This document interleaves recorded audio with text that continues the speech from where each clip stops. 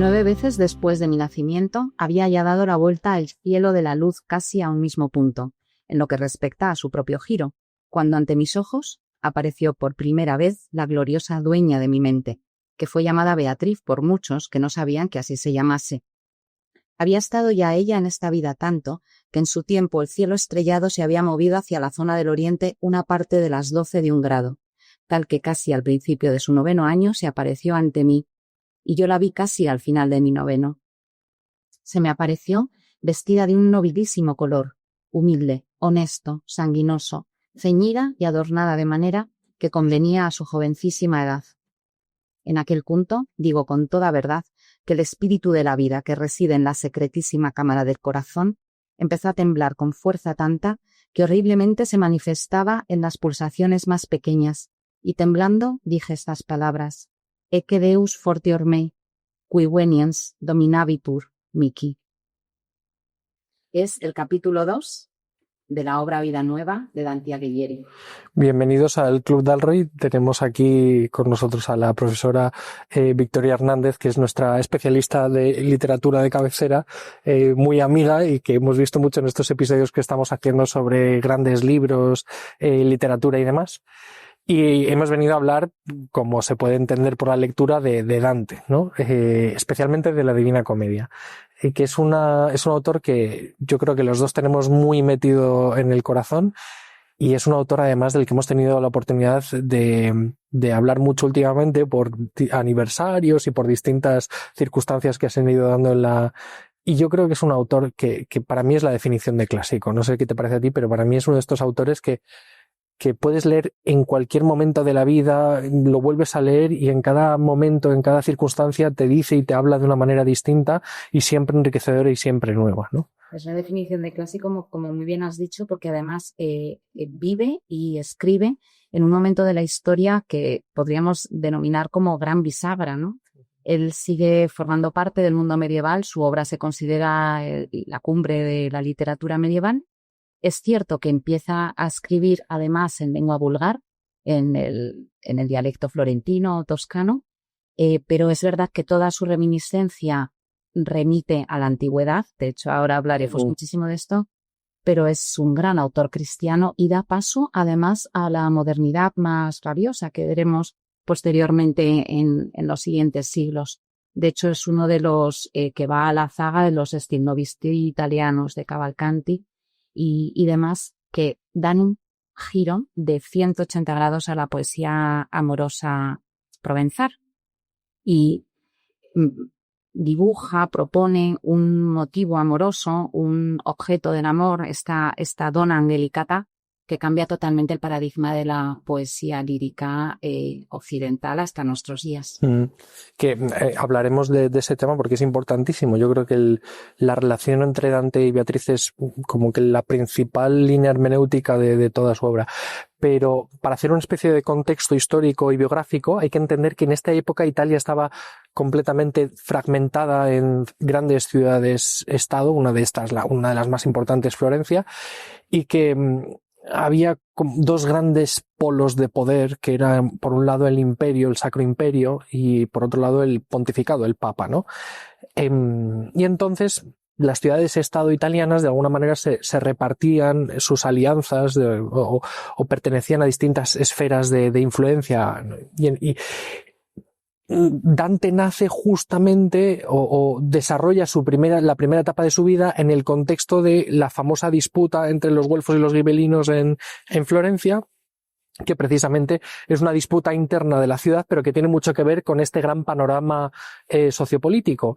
Y Dante pertenecía a los güelfos, es decir, al partido que estaba que quería estar más bajo la influencia del Papa que del emperador. En un entorno, además de gibelinos, que en Florencia, justo en el momento del nacimiento de Dante, era una ciudad mucho más partidaria del emperador, en este caso.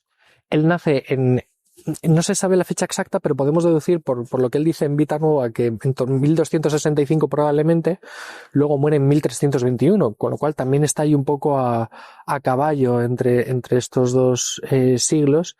Y claro, para situarnos, uno podría decir, pues es que está en el momento de este auge de la escolástica del siglo XIII. De hecho, Los primeros años de su vida coinciden con los últimos años de la vida de Santo Tomás de Aquino, de San Buenaventura y de todos estos grandes escolásticos del siglo XIII.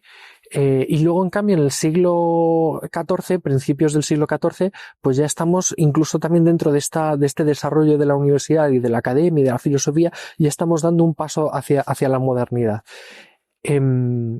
Y luego, pues él, en su juventud, vivió en Florencia y se dedicó, al parecer tuvo formación universitaria, esto es otro dato que no nos consta, pero vamos, la Universidad de Bolonia reivindica que él estudió allí. Además, tuvo la inmensísima suerte de, aunque era una familia noble, venida a menos, todavía gozaba de los privilegios de clase, de esa juventud que no necesitaba quizá el trabajo para subsistir, y vivió de esa situación privilegiada en su ciudad durante toda su vida, hasta que, bueno, veremos posteriormente que tuvo que abandonar la ciudad. Su padre muere cuando él tiene aproximadamente 17-18 años, es el hijo mayor, había perdido a su madre cuando era joven, su padre había vuelto a casarse, tenía más hermanos, pero él se convierte en el cabeza de familia.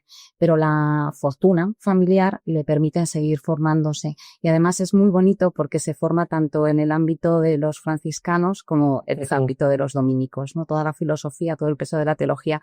Veremos también que hay una referencia preciosa en la obra a San Francisco y a Santo Domingo, realizada por un franciscano y un dominico. Es una manera preciosa de rendirles homenaje, en cierto modo, y de quizá limar esas disputas que pudieran intuirse en aquel momento.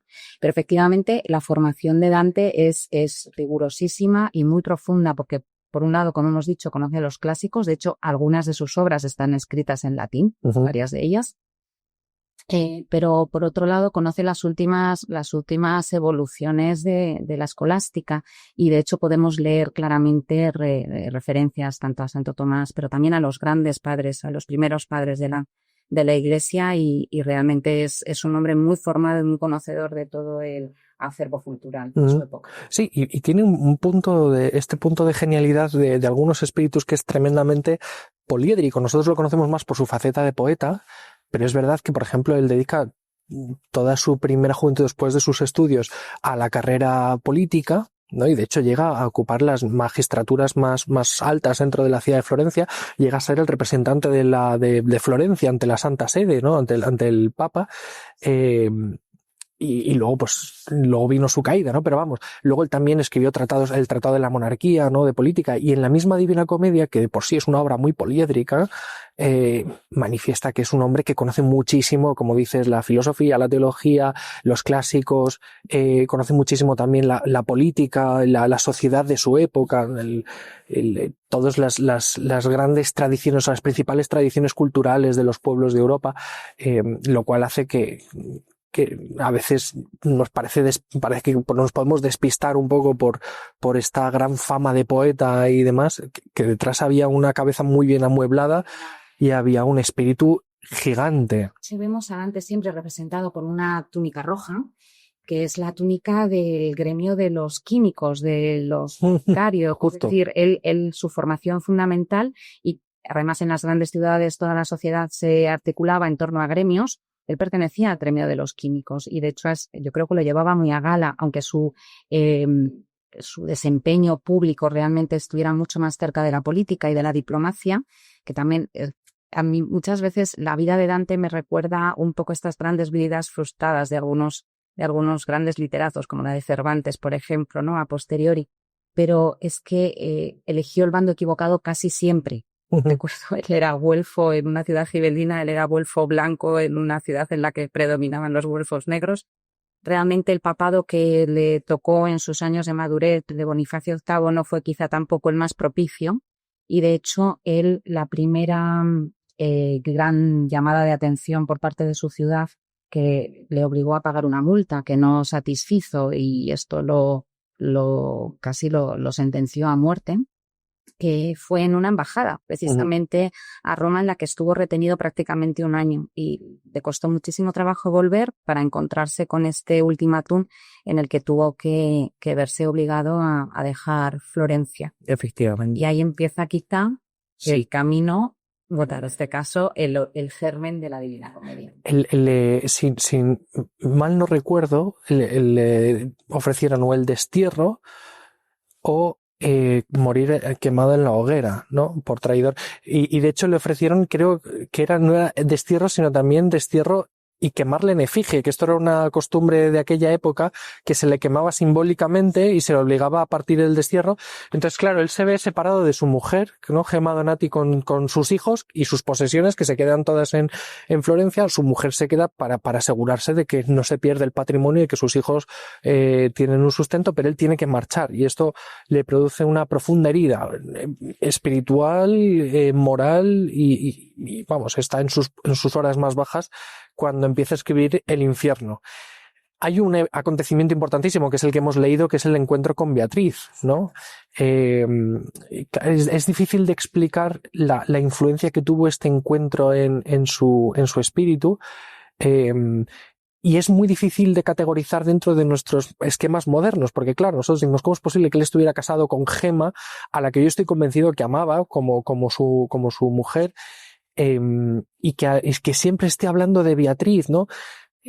Claro, y está esta interpretación con la que yo no comulgo del todo, y que es que Beatriz es una especie de ideal virtuoso de mujer que no existe. Yo estoy convencido de que la Beatriz a la que él venera prácticamente en la Divina Comedia es la misma Beatriz con la que él se encuentra de niño y con la que él tiene esta primera experiencia de amor.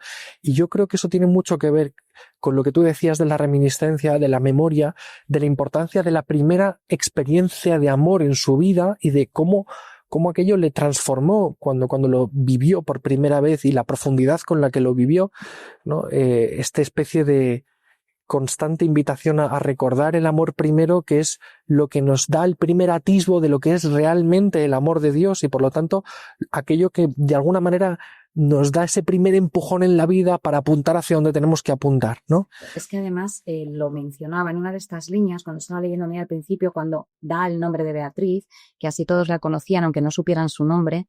Es un juego de palabras, realmente Beatrix, el sufijo trix en latín hace referencia a algo así como al que realiza o al que porta, en este caso la beatitud, o sea, Beatriz es el nombre de aquella que me acerca a la santidad, y no es baladí que este nombre sea el de su, vamos a llamarla musa, pero realmente no solo es una mujer real a la que conoce y con la que tiene un encuentro que le cambia la vida y nos la cambia a nosotros como lectores de poesía amorosa actuales, pero que, como hemos dicho, configura toda la tradición poética, sino que además lo rescata, veremos posteriormente, de estos momentos de gran oscuridad en los que se encuentra en medio del camino de su vida cuando es desterrado e inicia ese periplo porque no llega directamente a Rávena. Pasa por diferentes ciudades, acogido por tales familias, y es ya unos años después cuando se asienta en Rávena, y años después, todavía pues quizás 7 u 8 años después, cuando finalmente consigue que lleguen sus hijos a compartir con él la vida, ¿no? Porque él ha tenido unos años de desorientación absoluta y de pérdida del sentido de la vida, ¿no? Entonces, quizá ese momento donde podríamos engarzar con el arranque de este infierno, que además es muy significativo porque sin llegar a ser la Divina Comedia una obra biográfica como tal de Dante, sí que tiene muchísima claridad determinados momentos de su vida en relación con lo que nos cuenta. Claro. De hecho, es curioso cómo en España hablamos de dantesco para referirnos a algo que es infernal, porque relacionamos a Dante con el infierno, que es que tiene que ver con esta etapa de su vida en la que él está en sus horas más bajas, necesita de alguna forma un proyecto que le redima a él espiritualmente, empieza a escribir este infierno, que tiene mucho también de crítica social, de crítica política, de hastío, ¿no? De darse cuenta, de hacer una especie de radiografía de lo peor del momento y de la sociedad que le ha tocado vivir. Y luego, en cambio, en Italia llaman dantesco algo que es celestial, ¿no? Algo que es sublime, que tiene que ver con el paraíso, los últimos años de su vida, un poema mucho más largo, desde mi punto de vista mucho mejor escrito, y con una finura teologal casi mística, que no tiene nada que ver realmente con el infierno. Entonces, ¿es un canto unitario todo de la Divina Comedia? En cierto modo sí, pero también es verdad que es un canto que se escribe a lo largo de muchos años y que efectivamente hay una especie de recorrido biográfico detrás, ¿no? Como tú apuntas. Y es precioso porque aunque el infierno se termina de escribir aproximadamente en 1309, él sitúa este viaje místico, vamos a llamarlo así, aproximadamente con una duración de una semana, la semana de Pascua del año 1300, que era un año jubilar, concretamente desde, creo que Jueves Santo al sábado, o Martes Santo al sábado de Pascua. Es un viaje que se realiza en muy pocos días y le ocurren muchísimas cosas a lo largo de estos días por los que transita por los tres reinos del inframundo, ¿no? Los tres reinos de ultratumba, podríamos decir. Y no sé si es momento de que nos vayamos adentrando ya en el primero de los cantos, simplemente como rasgos formales, porque Dante imita a su gran maestro Virgilio, el poeta por antonomasia a lo largo de toda la Edad Media, para que lo acompañe por este viaje por el infierno y por el purgatorio. Ahora hablaremos más despacio de Virgilio, pero refiriéndonos al esquema general, a la estructura de la obra, imita muy bien a Virgilio. Virgilio fue uno de los primeros poetas que otorgó una estructura delicadísima a sus obras completas. Lo vemos en las bucólicas, lo vemos en las geórgicas y, por supuesto, en la Eneida. ¿De acuerdo? Hay un juego de espejos con los diferentes cantos, con las diferentes partes. Virgilio homenajea a Homero en su Eneida, haciendo los 6 primeros cantos en relación al viaje de Odiseo, los 6 últimos cantos dedicados a la batalla, a las guerras de la Ilíada, y todo en ese juego de paralelismos y de simetrías magistral. Y esto mismo lo vemos replicado en Dante, pero con una estructura muchísimo más cristiana, muchísimo más medieval, y todo gira en torno al número 3. Y esto es un detalle muy bonito que creo que mucha gente conoce, pero que es digno de mención. Tenemos 3 grandes cánticas, que es el infierno, el purgatorio y el paraíso. Cada uno de estas cánticas o partes tiene 33 cantos a su vez, y un introductorio, lo que hace un total de 100 cantos, y todo el poema está construido en tercetos encadenados, que es una genialidad, porque el florentino, el toscano, era un dialecto todavía muy precoz, muy incipiente, no había grandes obras escritas en italiano. Bueno, San Francisco de Asís había escrito un poquito las Laudatos, y es la gran obra cumbre escrita en lengua vulgar, que por eso es uno de los motivos por los que él lo denomina comedia, porque es la lengua vulgar que hablan incluso las mujeres. Y volviendo al número 3, vemos que el infierno, el purgatorio y el paraíso tienen también diferentes estructuras preciosas, los 9 anillos o los 9 círculos del infierno, las 9 terrazas de la montaña del purgatorio y los 9 círculos celestiales, ¿no? Todo este número 3 remite evidentemente a la Trinidad, ¿no? Entonces creo que esta estructura es sublime, y además como homenaje a su gran maestro Virgilio, pero también con este gran peso de la iconografía. Sí, además la Trinidad, que en el fondo es el dogma del amor, porque el conocer a Dios como el origen de todas las cosas, el creador y demás, pues es un poco el acceso, se puede alcanzar un poco por la vía filosófica de alguna manera, o vamos a decir, por el uso de la razón y del intelecto podemos llegar a concebir a un Dios creador, pero el Dios Trinidad en el fondo es el misterio del Dios de amor que se revela por medio de la Sagrada Escritura. ¿Y por qué es Trinidad? Porque si Dios es amor, necesita alguien que ame a alguien y una mediación de amor, y por lo tanto 3 personas, ¿no?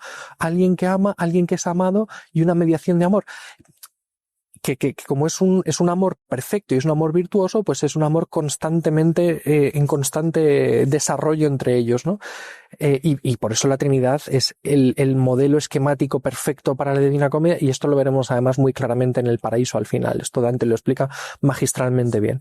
Y hay otro clave hermenéutica, y con esto ya terminamos y empezamos a ver, pues si no nos va a dar tiempo, como pasa siempre, que es el tema del deseo, ¿no? Que Dante se descubre a sí mismo como alguien que desea algo que no tiene. y que ha vivido las experiencias más importantes y más fuertes que se pueden vivir en la vida, desde la fama hasta el poder, en cierto modo la riqueza o la cercanía a la riqueza, el amor, y sin embargo todo le resulta insatisfactorio. Y así nos lo encontramos en el primer canto del infierno, ¿no? Como un hombre perdido en esa selva oscura. Toda la simbología tiene que ver con el hecho de estar, pues eso, existencialmente extraviado en un lugar donde no tienes que estar y buscando algo que no tienes. Y de hecho, en un momento dado, él se encuentra por fin con una montaña que quiere escalar, que sabemos luego que es la montaña del purgatorio, ¿no? Pero que no tiene las fuerzas, porque ni siquiera, aunque tiene el deseo, no tiene el corazón preparado, ¿no? Para subir por sí mismo, necesita ayuda. Importantísimo en este caso, y remito a la imagen que has dado tan clarísima y tan precisa de la Trinidad. O sea, la fuerza en este caso de la unidad se da en la alteridad. Efectivamente. Es incapaz de escalar esa montaña por sí solo. Él se da cuenta, lo expresa muy bien Dante cuando explica que pone la pierna derecha. Sí. Al final todo le tira hacia abajo. El peso en este caso de su propio pecado es mucho mayor y él solo no puede. Claro. Él solo no puede. Necesita un compañero, en este caso Virgilio, al principio enviado, ahora desvelaremos por quién, y posteriormente por Beatriz. La razón y la gracia. Veremos ahora mismo que son pues dos fundamentos de esta obra, que es muy alegórica también, por eso decía que estaba muy anclada a toda la estética medieval de la alegoría, pero con un toque de modernidad que es pasmoso y que además es el que inaugura una nueva era en la literatura. Uh-huh. Y además hay un punto muy interesante, y es que Dante, para firmar o para certificar esto, utiliza una falsa etimología, que es la etimología de la palabra deseo en latín y en italiano florentino que él utiliza, que es de desiderum, desiderare, ¿no? Que tiene que ver con la relación con las estrellas, ¿no? Como con el elevar el espíritu hacia las estrellas, como querer alcanzar algo que está más allá. Y los tres cantos terminan con una mención a las estrellas. De hecho, la última palabra de las tres cánticas es estele, que me parece una alusión. Y entonces tenemos a Dante en el primer canto inaugural del infierno, que está perdido en la selva, el bosque oscuro, que yo creo esto es como una especie de tradición, hay que leer el primer canto. A ver, dice: nel mezzo del camin di nostra vita mi ritrovai per una selva oscura che la diritta via era smarrita, ¿no? Estaba en el mitad del camino de la vida, estaba yo... Di nostra, sí. Es muy bonito este detalle porque se utiliza en la primera persona del plural y esto es magistral porque Dante nos incluye a todos los que leamos en cualquier momento de la historia la comedia, la Divina Comedia, denominada divina por Boccaccio, a posteriori, porque su primer título original fue solamente comedia, pero el Nostra a mí me parece magistral en este primer verso. Inaugura ya con esta inclusión universal a cualquier hombre de cualquier momento y de cualquier lugar, ¿no? Perdón.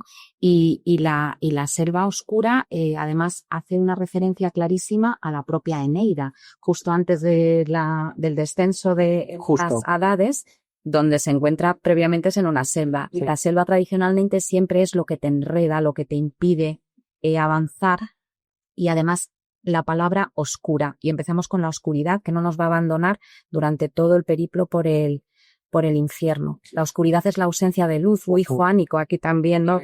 La luz es Dios, y Dios no aparece, la palabra Dios no aparece a lo largo de todo el infierno, nada más que mencionado con diferentes alusiones, pero nunca de forma... Sí, la luz tiene un significado clarísimo en la Divina Comedia. De hecho, veremos cómo en el purgatorio la luz tiene un significado ritual que tiene que ver con esa visión casi sacramental, casi ritual que hay en el purgatorio. Y también la selva, hay otro tema que me interesa muchísimo, tiene que ver con la naturaleza que no está ordenada, que no está humanizada, porque de hecho nos volvemos a encontrar con la famosa selva de los suicidas en el infierno. En el purgatorio, cuando llegamos al paraíso terrenal, es una selva, porque como el ser humano se fue y lo abandonó, lo que estaba llamado a ser un jardín se ha selvatizado. Efectivamente, entonces Dante utiliza también mucho esa simbología de la selva, del jardín, para hablar del mundo ordenado y del mundo desordenado, y luego en el cielo dirá que efectivamente Dios ha hecho todas las cosas, la creación, para ser un reflejo de sí mismo y por lo tanto para ser ese orden de amor, Y sin embargo, por la mala intervención del ser humano, muchas veces eso se convierte en un caos, ¿no? Bien. Luego sigue Dante, pues eso, hablando de lo terrible que es la situación, una selva salvaje, áspera y dura, ¿no? Recordarlo vuelvo a sentir miedo. Y está en esta situación absolutamente catastrófica que no puede subir por la colina, no puede escapar de esa selva hasta que se encuentra con el primer otro, ¿no? A ver, que comienza. Era el primer albor de la mañana, el sol salió rodeado de los astros que iban con él cuando el amor divino dio a las estrellas el primer impulso, ¿no? De modo que abrigué alguna esperanza. Cuando aparece la luz del sol, que dirán luego en el paraíso que Dios es el amor que mueve el sol y las demás estrellas, ¿no? Que es el símbolo del amor de Dios, de la presencia de Dios, entonces alberga alguna esperanza. Pero esta esperanza solamente se encarna o solamente coge sustancia cuando se encuentra con una sombra, ¿no?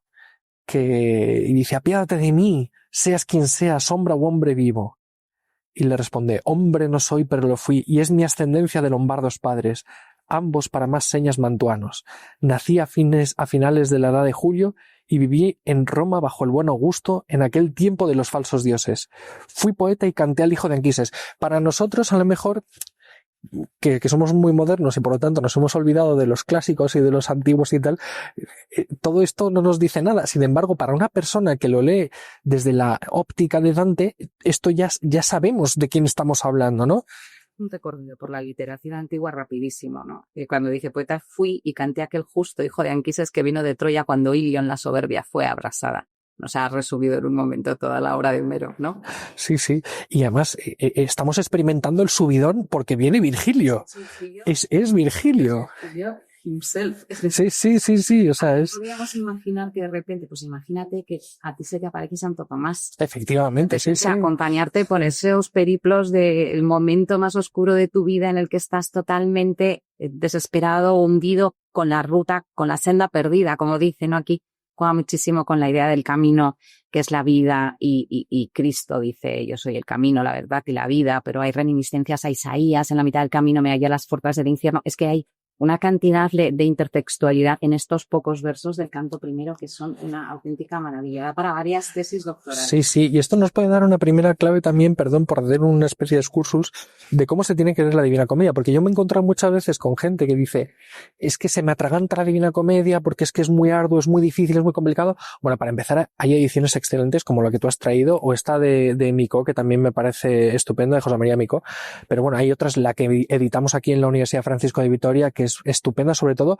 por las anotaciones que explican muy bien y que luego es un poema que no tienes que empacharte leyéndolo, ¿no? Hay que leerlo de poquito en poquito, a sorbitos, ¿no? Como un buen vino, como una cosa que tiene mucho valor y que por lo tanto exige, pues, meditación, exige irlo rumiando poco a poco. Es verdad que hay cantos que son más complicados, hay cantos que son más asequibles, pero todos tienen, es que es ir verso por verso, podríamos ir eso, palabra casi por palabra. Y yo sí recomiendo que quien quiera acercarse realmente a la lectura de la Divina Comedia, aparte de hacerlo como muy bien dices, Javier, como a pequeñas dosis, para que no nos dé un empacho, y utilizar una edición anotada, si es posible, sobre todo para no perdernos lo más importante, lo más mollar, porque efectivamente si bien algunos de las referencias a la literatura clásica o a la mitología pueden sernos más o menos cercanas, todas las referencias a su historia contemporánea, y hay muchísimas, está plagado no solamente de momentos y personajes de su Italia más extensa, sino también de lo más íntimo y de lo más cercano de su propia ciudad. Uh-huh. Entonces es muy interesante ver todas las similitudes, los paralelismos que se van realizando a lo largo de estos cantos con personajes de su actualidad más cercana, de rabiosa actualidad, diríamos de finales del siglo XIII, en relación con personajes clásicos o grandes personajes de la literatura. Entonces esto es muy importante, de verdad, que se intente hacer porque hay ediciones buenísimas. Luego hablamos de las ediciones. Por retomar el hilo, entonces se encuentra con Virgilio y claro, le dice, Virgilio, ayúdame, por favor, y demás. Y Virgilio dice básicamente, sí, yo he venido de hecho para echarte aquí una mano. Y entonces emprenden el camino hacia las puertas del infierno, ¿no? Hay una cosa preciosa que me encanta del principio del canto segundo, porque Dante, cuando ha visto a Virgilio, le ha dado una especie de subidón, ¿no? Ha dicho, venga, ya tengo aquí un maestro que me va a guiar, que me va a acompañar, ¿no? Una especie de Gandalf o de Dumbledore, ¿no? Que va a ser mi mentor y tal. Y claro, de pronto dice, pero bueno, es que yo aquí me he metido en una empresa para la cual he descubierto que no tengo fuerzas. Acabo de hacer la experiencia de intentar subir el monte y no he podido, ¿no? Y me he encontrado encima con las fieras que no hemos mencionado, pero es que no da tiempo a hablar de todo. Y entonces dice, es que yo no soy ni Pablo ni Eneas, ¿no? Hablando de la conversión o de la capacidad para atravesar ese proceso de levantarse de la caída, ¿no? Y Virgilio entonces le dice, que esto a mí me encanta, le dice, si he comprendido bien lo que me dices, tu alma está llena de cobardía, ¿no? Que muchas veces entorpece al hombre y lo hace desistir de la honrosa empresa, como una bestia cuando ve una sombra. Para que te liberes de este miedo te diré por qué vine y lo que supe la primera vez que me diste lástima. Yo me hallaba en el limbo y me llamó una mujer tan santa y bella que a cumplir sus designios me dispuse. Sus ojos relucían más que las estrellas, ¿no? Estrellas. Empezó a hablar muy dulce y suavemente, y así me dijo con su voz angélica: oh alma generosa mantuana, cuya fama perdura aún en el mundo y durará mientras el mundo exista. Mi amigo fiel no de ventura, está por el temor paralizado y aturdido en mitad de la ardua selva, y me temo que pueda extraviarse o que yo llegue tarde a su socorro según lo que se dice aquí en el cielo. Es decir, que en el cielo se controla y se sabe dónde estamos cada uno, ¿no? Parte ahora hacia allí y usa tu verbo ornado, y cualquier medio que lo salve, pues si lo ayudas me darás consuelo. Yo, la que andar te manda, soy Beatriz. Vengo del sitio al que volver deseo. Amor me trajo, amor hablar me hace, ¿no? Yo, Beatriz, básicamente lo que le está diciendo, te ordeno que vayas, ¿no?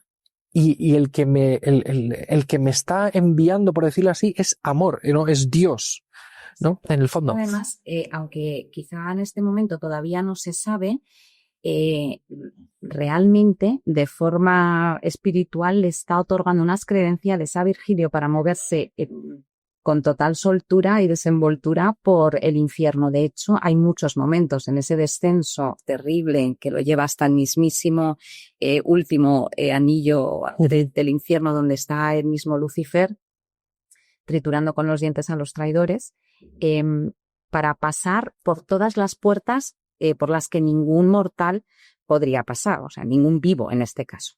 ¿Qué hace este aquí? ¿No? Se preguntan muchos. Entonces, Virgilio siempre es como, bueno, es que me mandan de arriba, no lo dice así exactamente, pero el jefe me deja, ¿no? Y estas credenciales que le da Beatriz, que son el puro amor, es realmente lo que consigue o lo que permite que ellos dos puedan realizar todo el viaje sin ninguna cortapisa.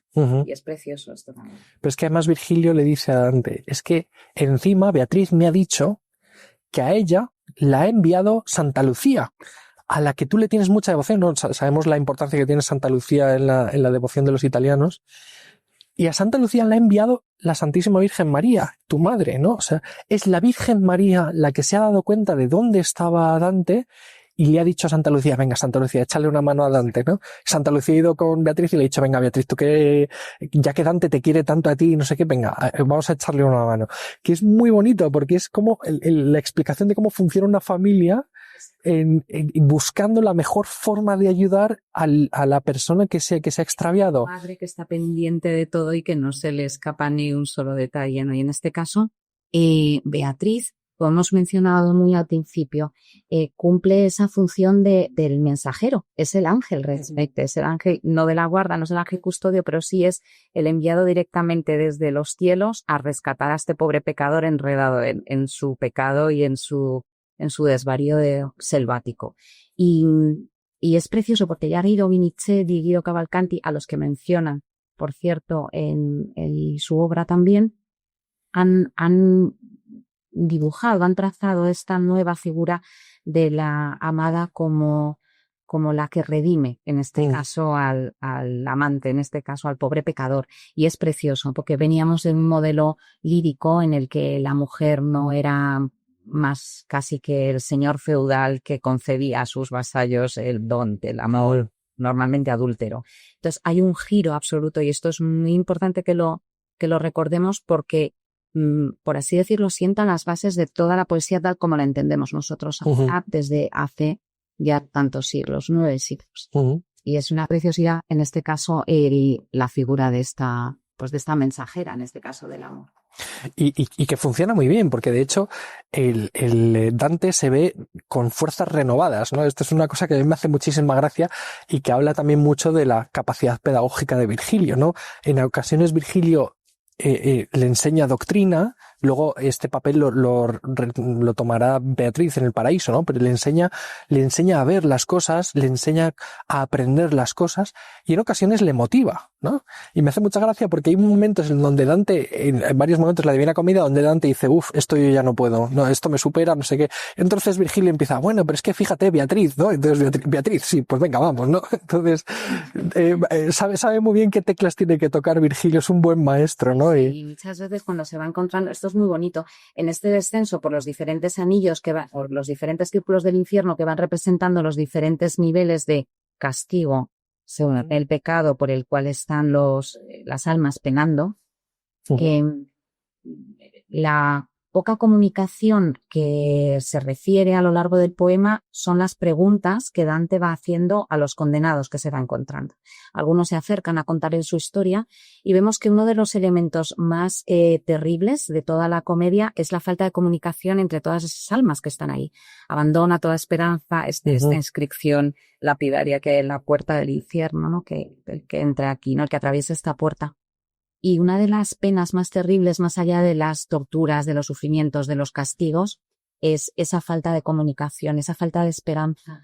Y la única oportunidad que tienen de expresar lo que llevan ese peso en el corazón es comunicarse con Dante. Efectivamente, sí. Comunicarse con Dante, estas preguntas, y vemos, y esto es muy bonito también, que a lo largo de todo el infierno, igual que hemos dicho que lo que prima es la oscuridad, la niebla, esa falta de Dios en el infierno, y la falta de esperanza, o sea, la falta de Dios que se traduce en falta de esperanza, en falta de comunicación, es que estos pecadores que se acercan a hablar con Dante solamente tienen una cosa en mente, y es que cuando vuelvan al mundo de los vivos cuente lo que están sufriendo para que enmienden, ahora que todavía están a tiempo los vivos, su forma de actuar, su forma de vivir. Se enderecen ese camino extraviado del que nos hablaba al principio, de la nostra vita, porque es que aquí nos estamos jugando realmente algo muy gordo.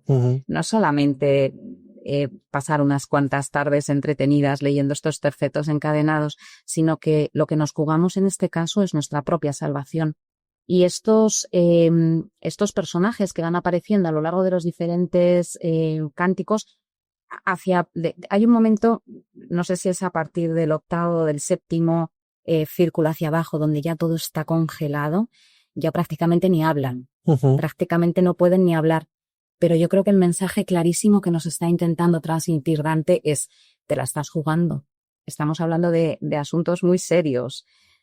Estamos trascendiendo esta preciosidad de lírica florentina, porque lo que estamos hablando es realmente de que tú te estás jugando aquí tu vida eterna. Justo. Y esto es muy bonito. Sí veremos después en los diálogos que se expresan a lo largo del purgatorio, sobre todo en el purgatorio, lo que le piden a Dante es que cuando vuelva pida a sus familiares que recen por ellos, muchas oraciones para terminar ya de conseguir alcanzar la misericordia.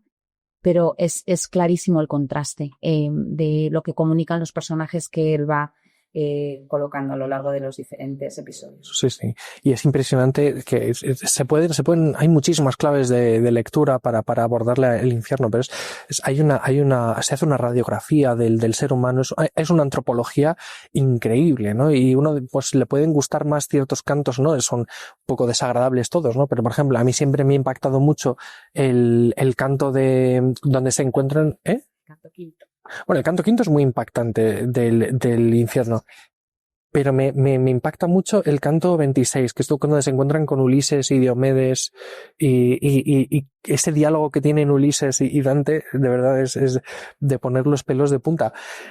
Pero vamos a salir del infierno y vamos a entrar al purgatorio porque si no nos quedamos sin tiempo. En el purgatorio es como el infierno, pero al revés, hecho montaña, ¿no? Entonces, es como una especie de espejo, ¿no? Donde si empezábamos por la lujuria en el infierno, ¿no? Como por decirlo así, empezamos por el limbo, ¿no? Pero después del limbo, cuando entramos en el infierno, ya es, el primer círculo es la lujuria, ¿no? El pecado de la lujuria. La avaricia, si no me equivoco. Justo. Primero los pecados contra la naturaleza, ¿no? De incontinencia, por así Efectivamente. Que tienen un bien en su origen, pero mal. Es un desorden. Desorden del bien. Y después, según nos acercamos al fondo de este cono invertido, que es el infierno, son pecados, en este caso, espirituales, razón, que es lo que caracteriza, ¿no? Justo. Al ser humano, o contra la naturaleza, con la traición, ¿no?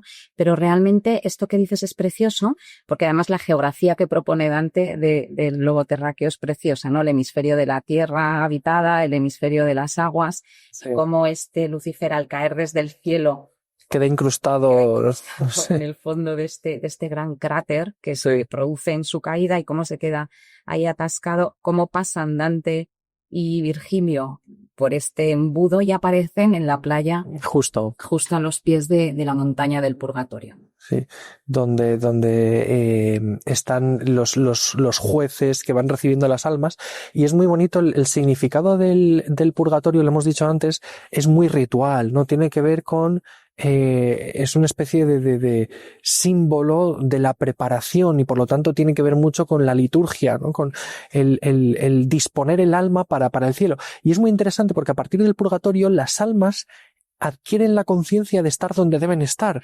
Los castigos del purgatorio también son terribles, sobre todo los primeros círculos son absolutamente espantosos y sin embargo hay esperanza y hay conciencia de estar preparándote para algo muy grande y por lo tanto es que yo digo, la imagen que me parece más adecuada es la de la novia que se está preparando para casarse y tiene muchas ganas de ver a su amado y tiene muchas ganas de reunirse con él, pero sabe que todavía no está lista y por lo tanto quiere llegar a estar con su amado pues eso, bien vestida, bien maquillada, bien preparada para salir al encuentro de su amado. Esa es la situación de las almas que están en el purgatorio y por lo tanto su forma de vivir el castigo es muy distinta. Lo viven de manera comunitaria para empezar, ¿no? Que es hay comunicación, hay luz. Entre ellos hay muchísima luz, esa niebla se va despejando. De hecho, Dante en algún momento se tiene que lavar la cara para quitarse toda esa niebla que viene pegada, ese polvo, ese humo, ¿no? del infierno.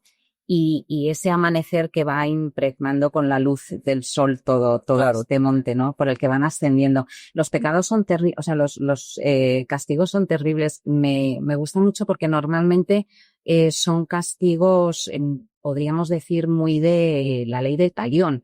A los golosos, por ejemplo, se les cose la boca y están rodeados de manjares y de árboles frutales con las mayores ambrosías. A los perezosos se les hace correr infinitamente hasta que beben por su pecado. Es muy bonito, ¿no? Ver cómo va a realizar la semejanza y esta idea de justicia, ¿no? Muy medieval.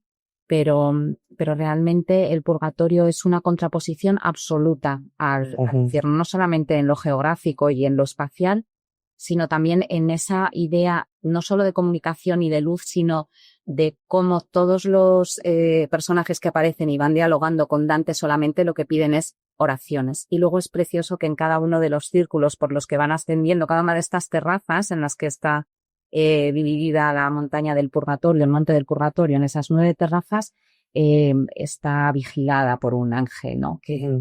Y esas campanadas que se oyen, ¿no? A lo lejos cada vez que un alma sube directamente al cielo. Claro, es muy bonito porque hay una especie de peregrinación, ¿no? De ascenso que tiene, y también por lo tanto hay una presencia no solamente un espacio ordenado y comunicado, hay un camino que sube atravesando las terrazas, sino que también hay conciencia del tiempo, ¿no?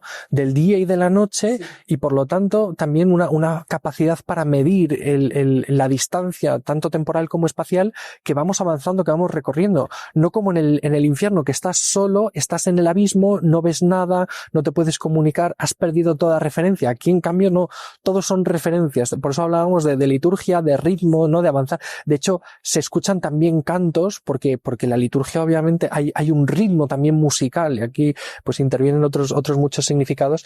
Yo quería leer, porque hay verdaderas joyitas en el purgatorio que muchas veces pasan desapercibidas, pero por ejemplo, el famoso diálogo que tiene en el canto quinto con Montefeltro, ¿no? De la batalla de Campaldino, en la que luchó el mismo Dante contra la ciudad de Arezzo,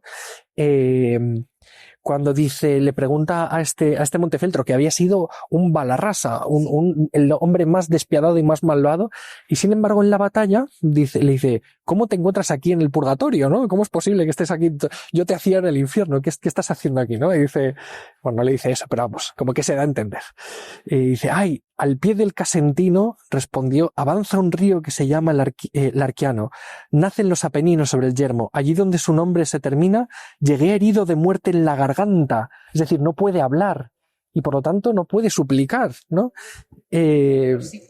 Huyendo a pie y ensangrentado el llano. Allí perdí la vista y la palabra. Morí diciendo el nombre de María, caí y allí quedó mi carne sola. Claro, me dice, con la garganta atravesada, ¿cómo puedes decir el nombre de María? ¿No? Pues, verdad diré y repítela a los vivos. Un ángel me agarró y el del infierno gritaba, oh, tú el del cielo, ¿te lo llevas? ¿Me arrebatas el alma eterna de este por una lagrimilla que has soltado? O sea, lo que le salva es la lágrima del arrepentimiento diciendo el nombre de María, ¿no? Y bueno, luego continúe además, ¿no? Pero que te dices, qué belleza, o sea, y qué conciencia de la misericordia y qué conciencia de la redención.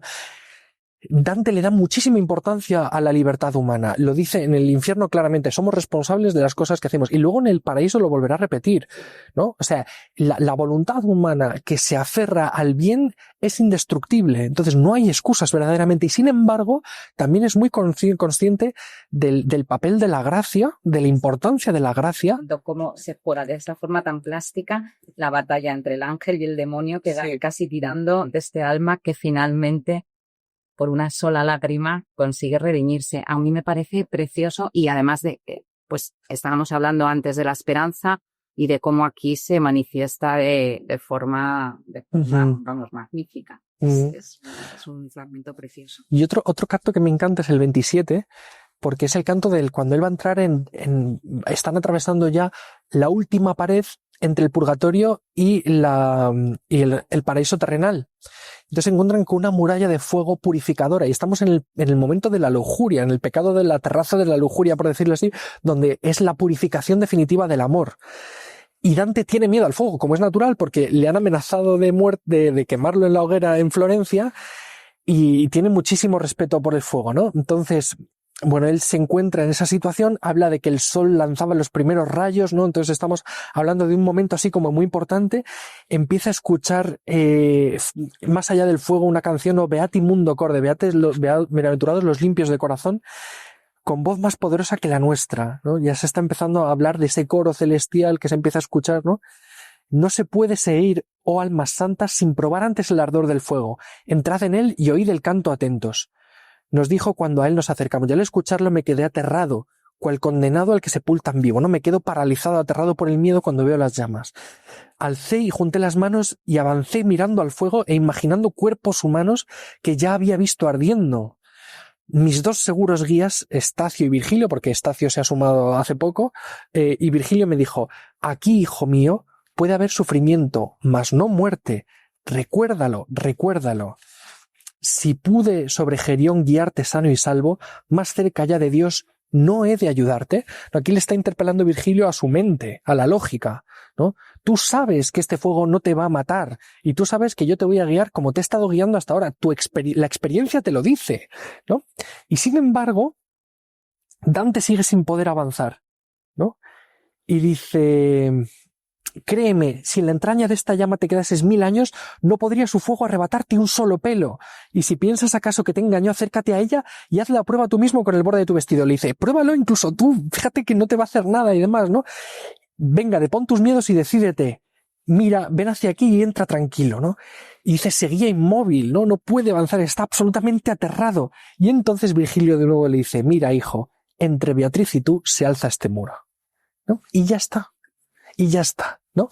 Que es algo precioso, ¿no? Porque habla de la riqueza y de la fuerza verdaderamente que tiene el amor como motor de la vida humana y de reclamo que tiene para Dante mismo, ¿no? Sí, no, está clarísimo que aquí se anteponen de forma, vamos, más que palpable, el miedo y el amor, como absolutos contrarios. O sea, todo lo que te puede paralizar es porque en ese momento el amor ha salido de tu cabeza, de tu razón también, porque el propio amor se puede, en este caso, como lo explica Virgilio perfectamente, ¿no?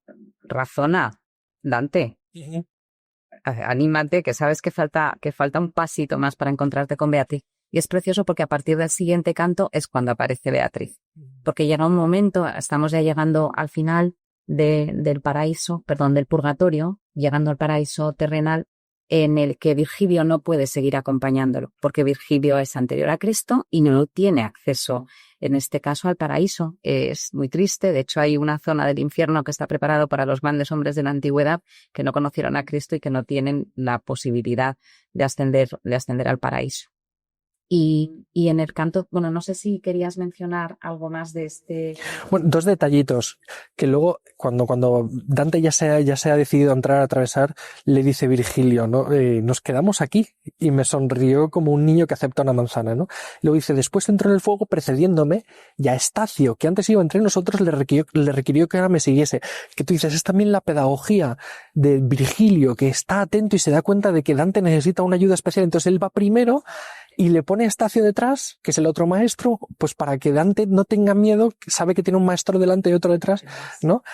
Y luego también dice, cuando está atravesando el fuego y está sufriendo mucho por esa purificación, Virgilio se da cuenta y empieza a decirle, ya me parece que la veo, a Beatriz, ¿no? Ya me parece que la veo.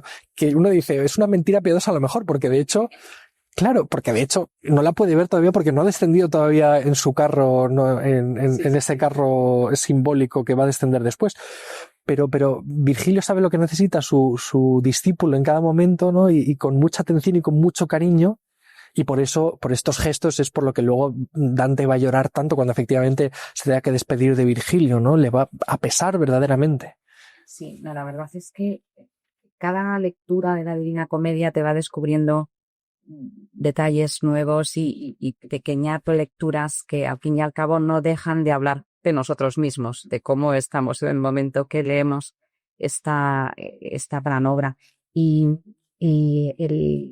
el momento que es aparentemente de desesperanza cuando de repente desaparece Virgilio, ¿no? Como se queda casi como huérfano, que le ha acompañado a lo largo de todo este camino proceloso pero se vence en este caso por la presencia de Beatriz, que al principio se pone bastante seria tras Dante. No es un reencuentro para nada idílico, sino que Beatriz está bastante seria y le canta las 40 sí. A Dante cuando lo ve como debe ser, como lo necesita, ¿no? Y de hecho es muy bonito porque Dante está incapacitado para subir al cielo, ¿no? Como que está incapacitado para tantas cosas y él lo reconoce. Y por eso es Beatriz la que le tiene que tomar de la mano y le tiene que subir al paraíso. A mí todos estos gestos me encantan porque nos habla también de una nueva forma de entender el amor y de una nueva forma de entender la relación y el papel de la mujer incluso dentro de la propia vida, ¿no? Que es absolutamente fascinante. Dante es consciente de ser salvado por una mujer. Sí.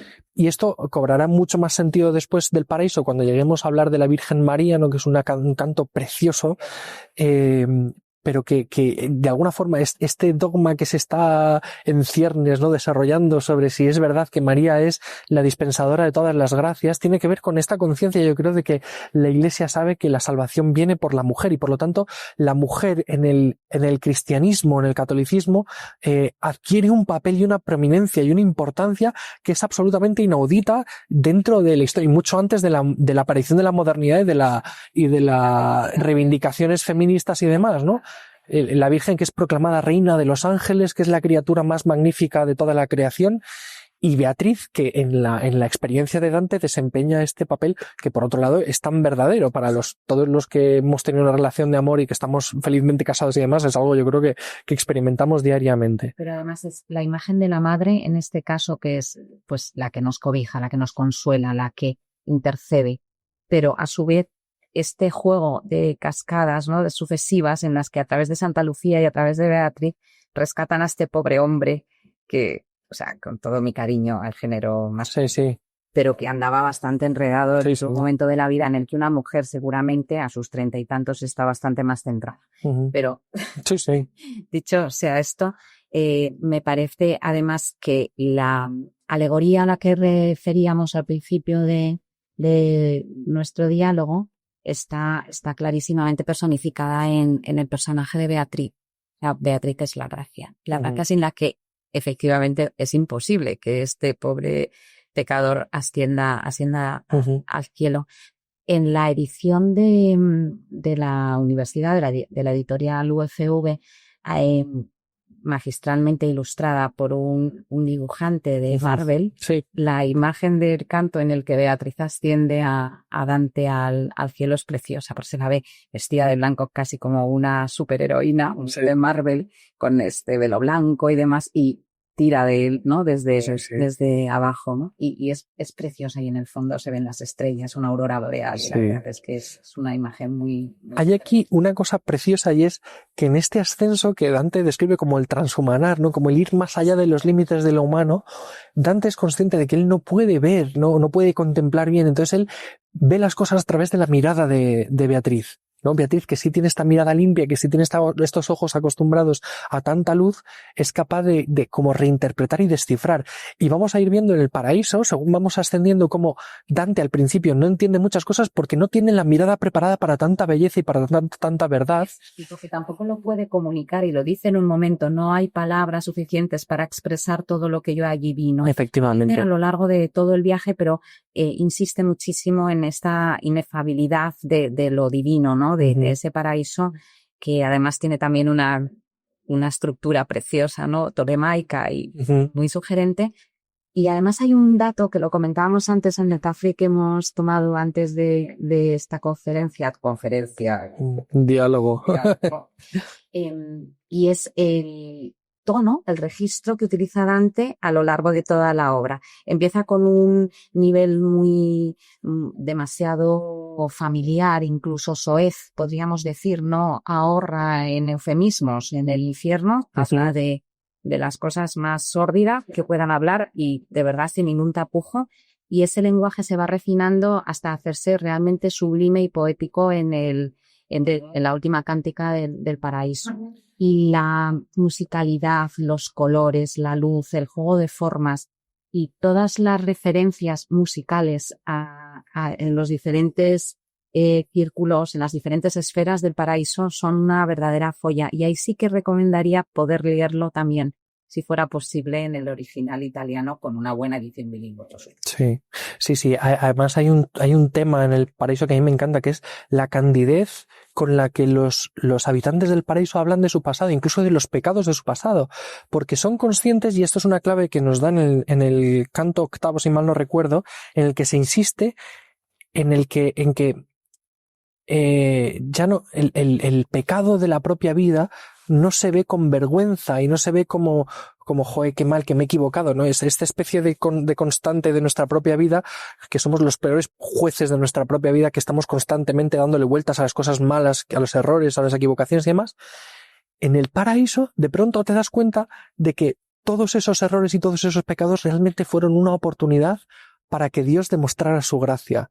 ¿no? Para que Misericordia y poder estar ahí. efectivamente, y donde abundó el pecado, sobreabundó la gracia, y por lo tanto puedo hablar incluso de mi pecado con toda candidez y con toda naturalidad, en un registro muy distinto al del infierno, por supuesto, pero porque ya soy consciente, porque yo puedo ver la realidad tal cual es, no esta realidad opaca y superficial a la que estamos acostumbrados con nuestra mirada terrenal, sino una mirada en la que vemos verdaderamente nuestra propia vida y nuestra relación con los demás como lo que realmente es, ¿no? Como una oportunidad para que brille la gracia de Dios y para que brille este plan providente de Dios sobre todas las cosas, que es una cosa que a mí me encanta. Y en este mismo sentido, hablando del orden de la disposición de los cielos, claro, Dante viene acostumbrado a la lógica del infierno y del purgatorio, según la cual pues hay cosas mejores y cosas peores, hay quienes están por encima y quienes están por debajo. Entonces él llega con esta lógica también al paraíso y dice, pues pobrecillos los que están en el cielo, en los primeros cielos, que están más alejados de Dios y demás. Y Beatriz le explica que no, que esa no es la lógica, ¿no? Dice, en el canto cuarto dice, piensa en el serafín a Dios más próximo, en Moisés, en Samuel, piensa en cualquiera de los dos Juanes o en María incluso. No poseen su asiento en otro cielo distinto de las almas que aquí has visto. Están en la misma iglesia, en la misma familia, en la misma comunidad. Si el infierno era la separación entre los abismos, aquí es el estar todos juntos en esa rosa mística, ¿no? Que hablará al final. En los últimos cánticos, cuando llega al Empíreo y ya tiene la visión de la rosa prístina, la rosa mística, igual que están conformados los pétalos de la flor, que estén donde estén, son parte de la flor, así explica con esta imagen preciosa como todas las almas que están gozando de esta beatitud son felices allá donde estén. Y todos están cumpliendo la voluntad de Dios, todos saben que están en el sitio donde Dios efectivamente las ama y demás. Y dice, todos, y no estarán ni más ni menos años. Todos hacen más bello el primer círculo y gozan a su modo dulce vida, sintiendo el soplo del eterno espíritu. No se han mostrado porque sea esta su esfera, sino a modo de evidencia de su situación menos elevada, ¿no? Es decir, no es que estén llegando porque estén más lejos de Dios o más cerca de Dios, sino que ellos son conscientes de que están en una situación menos elevada, pero se manifiestan así por ti, en el fondo, para que tú entiendas, ¿no? Es como una especie de motivo, orden pedagógico, más que un orden real ontológico, ¿no? Y esto es absolutamente genial porque nos habla mucho precisamente de la Iglesia celestial como esa familia, como esa comunidad, ¿no? Que está verdaderamente reunidos y que están verdaderamente en una relación armónica. No hay capacidad de disputa y no hay capacidad de desear algo más porque estás siendo absolutamente satisfecho, ¿no? Están donde tienen que estar, donde han de estar. Bien. Y no sé si quieres... Nos hemos alargado mucho, vamos a ir al canto de la Virgen, yo creo, porque... Yo creo que mi canto favorito, bueno, es un fragmento, es el final, es la conclusión del canto 33 del Paraíso, donde finalmente, pues, se realiza San Bernardo, si no me equivoco, el que recita esta oración preciosa, este canto a la Santísima Virgen. Virgen y Madre, hija de tu Hijo, la más humilde y alta criatura del divino designio, firme límite. Tú ennobleciste la naturaleza humana tanto que su Creador tomó la forma de su criatura. En tu vientre prendió y ardió el amor, y en su cálido seno, en paz eterna, esta flor pudo germinar serena. Aquí tú eres rostro meridiano de caridad, y abajo entre los hombres eres manantial vivo de esperanza. Señora, eres tan grande y puedes tantos, que el que desea gracia y no te busca es como el que sin alas volar quiere. Tu bondad no socorre solamente al que te implora, sino que a menudo acude antes de escuchar la súplica, como ocurre en el caso de Dante. Es además una especie de colofón que cierra todo lo que hemos estado mencionando y que se recoge a lo largo de la obra. En ti hay misericordia, en ti hay piedad, en ti hay magnificencia, en ti se suma todo lo bueno de cualquier criatura. Este que ves aquí, que desde el ínfimo pozal del universo ha recorrido las vidas de las almas una a una, pide la gracia de que le concedas la virtud de elevarse con sus ojos hasta ver la suprema salvación. Es ella la que tiene que dar el consentimiento para que Dante pueda contemplar la Santísima Trinidad. Y yo, que nunca ardí con tal deseo de verla como ahora por él siento, te ruego, y ojalá no sea en vano, que tú ruegues también para que pueda quitar la niebla a sus mortales ojos y logre conocer el placer sumo. Y te ruego, además, reina, pues puedes, lo que tú quieres, que conserves puros sus efectos después de esta visión. Vence a tu amparo a sus humanos ímpetus. Mira a Beatriz y mira cuántos santos tienen juntas las manos ante ti. Están todos en la comunión de los santos suplicándole a María que le permita esta gracia, ¿no? Y me parece precioso. Hay un tema que poca gente sabe, pero que es muy bonito, que es que detrás de este canto a la Santísima Virgen María, que es precioso, está también San José, ¿no? Porque San José en el Evangelio está siempre oculto, no habla, está siempre detrás de la Virgen María. Si tomamos la primera letra de los tercetos, de los últimos tercetos del canto, vemos que está el nombre de José, Josep Ave, ¿no? Saludo a San José, que está detrás de la Virgen María, que habla también de la genialidad de Dante. Y acaba Dante hablando, por supuesto, girando, contemplando a través de la mirada de la Santísima Virgen toda la corte celestial y a Dios mismo, ¿no? Con este último verso tan bonito, ¿no? De la fantasía se quedó sin fuerzas, mas ya mi voluntad y mi deseo giraban con fuerza del amor que mueve el sol y las demás estrellas, ¿no? Que es precioso. Yo creo que podemos terminar aquí. A lo mejor conviene hacer una última, como nos decías tú, alguna última aclaración sobre las ediciones. Sí, hay muchísimas. La verdad es que los que tenemos yo creo que purgaré en algún momento en alguno de las terrazas del purgatorio por mi compra compulsiva de ediciones. La de José María Micó es maravillosa. Yo creo que es la última traducción o de las últimas traducciones que se han realizado al castellano. Él es el catedrático de literatura moderna de la Universidad Autónoma de Barcelona. Esta edición creo que es de 2017, si no me equivoco. Tiene un estudio introductorio soberbio. La traducción es muy buena. Se dice en bilingüe también y es un buen regalo para cualquier momento. Esta está descatalogada, es de Seix Barral, es una traducción de Ángel Crespo del 2004 aproximadamente. La novedad es que es bilingüe también, pero la traducción ha mantenido el terceto encadenado. ¡Qué maravilla! Y esto es una maravilla. Y después la edición preciosísima, más que premiada, multipremiada, de la editorial UFV, también en 3 tomos, una colección preciosa. Comentada por Franco Nembrini, que es uno de los principales especialistas de Dante. Sí, también. La carta introductoria del Papa Francisco. Efectivamente. Paraíso. Y con ilustraciones a todo color preciosísimas, mantiene la traducción de la BAC, de la original de la BAC, en prosa, pero también en edición bilingüe. Cualquiera de ellas son buenísimas. Yo he visto, te comentaba que había visto en una tienda esta nueva edición de Akal, que son 3 volúmenes gigantescos, bastante caros, pero que vienen preciosos además con el italiano y el español. Creo que el español viene en negro y el italiano viene como en color rojo, color corinto, y luego con las ilustraciones de Gustave Doré, de Botticelli, y espectacular, me encantó. Lo que pasa es que no la pude leer, o sea, simplemente la estuve ojeando, entonces no sé si la traducción es buena o mala. Yo supongo que siendo Akal será muy buena, ¿no? Pero que es otra que hay que tener en cuenta. Sí. Y luego ediciones en italiano de verdaderas joyas. Sí. Eso para otro capítulo. Pues nada, muchísimas gracias, Victoria. Lo vamos a dejar así, que nos hemos extendido ya demasiado, pero es que Dante lo merece, ¿verdad? Es que son 100 cantos. Ya. Bueno, muchísimas gracias. Muchísimas gracias.